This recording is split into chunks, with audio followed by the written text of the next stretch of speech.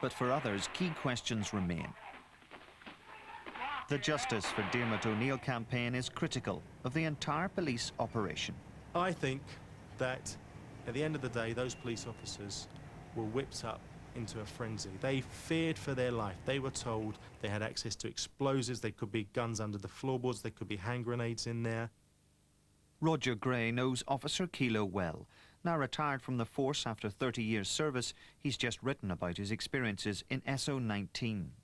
Although he was not directly involved in the shooting, he's well versed in the difficulties armed officers face.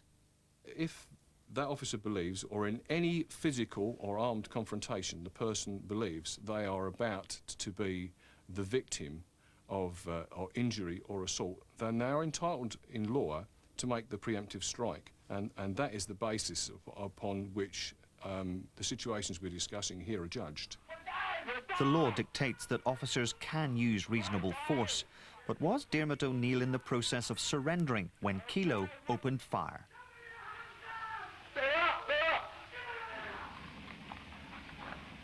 We're up the deck. Okay. Okay. To some, the tape could suggest that Diarmuid O'Neill was giving up, but it isn't conclusive. If you look at it very narrowly, that's an easy assumption to arrive at. The truth of the matter is Diarmuid O'Neill was here to indiscriminately bomb and murder, and he was prepared to kill anybody who got in his way, including Kelo. And I have to say that if you live by the sword, you're like to die by the sword. It was the contents of bugged conversations that led police to believe they would come under fire when they tried to detain the gang. One recording is particularly ironic. It reveals how Diarmuid O'Neill would react when the police tried to arrest him. Oh, yeah. Well, I would imagine if it's going to happen, the way they'll do it is they've got the place rigged already. They'll have a couple of lorries parked up, boys on them. We'll be working away, and next thing, fucking bright lights all around. Bright lights all around, and it'll just be, this is the police, you're surrounded, come out with your hands out. If that's the case, I'm coming out with my fucking hands up. You'll shoot your way out, yeah?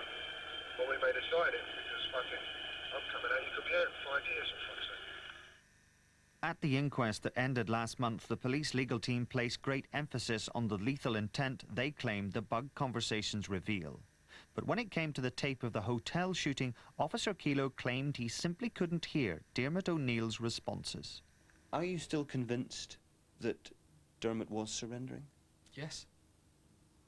Yes. What makes you so convinced? Because you could hear it on the tape.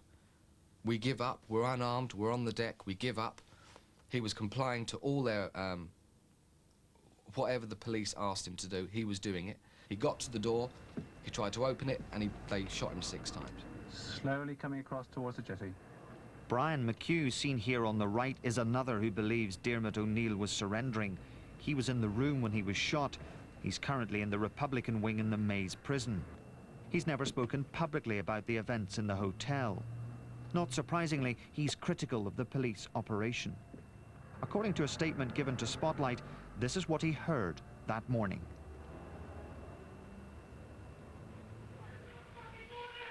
I was in a crouched position beside the bed I'd been sleeping in, and almost directly to Diarmuid's left, and slightly behind him.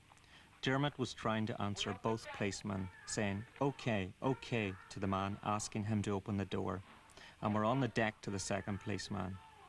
One of them shouted, "Open this fucking door now.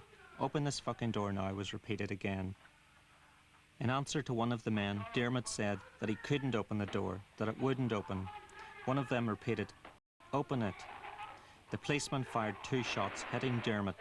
Diarmuid said, "Fucking hell," clearly surprised that the shooting had started, now that access had been gained to the room. Despite the fact that Diarmuid O'Neill was unarmed, initial press reports suggested that he'd been killed in a gun battle. The shooting isn't just an issue for Officer Kelo.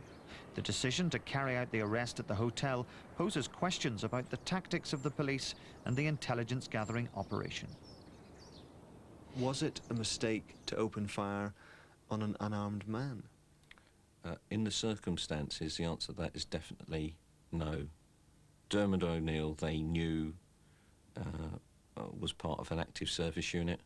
They knew that he was the quartermaster, that he in particular had access to one of the most lethal assault weapons known to man, the AK-47 rifle. But there were no weapons in the room. This video obtained by Spotlight was filmed by MI5 officers when they secretly searched room 303 prior to the raid.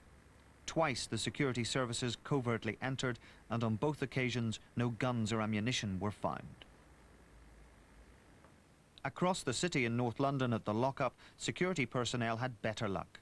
They entered the arms depot secretly and removed the firing pins from 2 AK-47s and made a number of detonators safe. The listening device placed in the hotel room provided the security services with a series of recordings. From these tapes, they believed they heard the gang discuss ammunition and weapons. But mistakes were made. The listening team thought they heard the word hand grenade, but it turned out to be a reference to Hanger Lane, an area of London. And a drinks can being opened was mistaken for a gun being loaded. Although these corrections were passed on to the arresting team, officers were still briefed that the gang were likely to use weapons. But campaigners want to know why the police didn't arrest the gang members away from the hotel. One of the police officers was quoted as saying that Diarmuid could not take a piss without us being there.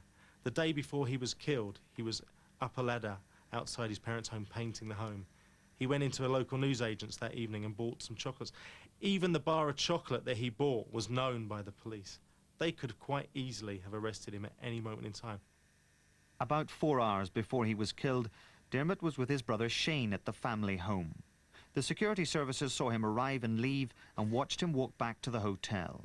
Shane was also arrested that night and after being held for several days was released without charge. He argues Diarmuid could also have been arrested. Why couldn't they have just gone up and say, "Excuse me, Mr. O'Neill, you're nicked"? Easily. No problem. But no, they had to wait till he was in a room, fast asleep, and there was, I don't know how many SO19 people were there. There was no need for it. 2 people could have arrested him. But the police argue that when it came to the hotel operation, they had no option. This was the first time, in actual fact, that they 3 had come together and had stayed the night at those premises, and the clear indication that the security services had were that these men were about to load their explosive devices onto a lorry which they knew had been brought into London and was nearby. The bombs were primed, they were ready to go. We couldn't take that chance. Some people might say that Diarmuid was involved in a bombing campaign and that the death and the arrest of the other individuals saved lives. Well, the police said they had thwarted a huge bombing campaign, and does that mean it's okay to kill him? But arresting him would have also thwarted a huge bombing campaign. They don't have to kill him. Last month, an inquest ruled that Diarmuid O'Neill was lawfully killed. His family now want a public inquiry.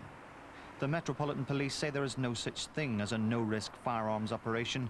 They regret Diarmuid O'Neill's death, but point out that the arms and explosives he had access to could have killed and maimed scores of people.